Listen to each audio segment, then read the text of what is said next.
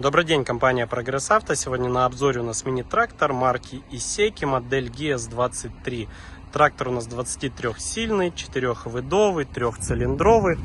Пройдемся по его характеристикам. Итак, наработка мини-трактора 673 моточаса.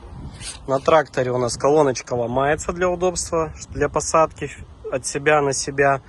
Трактор у нас на реверсе, 4 пониженные, 4 повышенные передачи для езды, также 4 передачи для езды у нас, реверс на вал отбора мощности, блокировка заднего моста, фреза у нас со всеми настройками, памятью, автозаглублениями, гидронаклонами, фреза у нас на 3 точке, гидроцилиндр.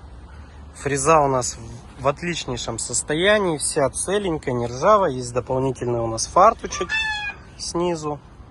Фреза у нас шириной 1,40 м. По состоянию ножей. Ножи у нас установлены абсолютно новые уже все. Очень хороший плюс. По резине задние шины у нас размером 9,5 на 24. Шины в хорошем остатке, но имеют небольшие растрескивания, подтертости, да. Передние шины у нас размером 7 на 14, шины тоже имеют растрескивание. Вот такой красавчик марки Исеки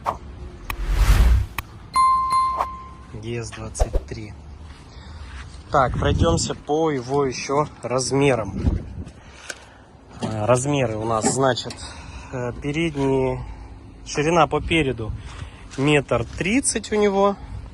По заду тоже 1,30 м, колея по переду 112, по заду 101, клиренс 36, длина 2,75 и высота 1,40 м по руль.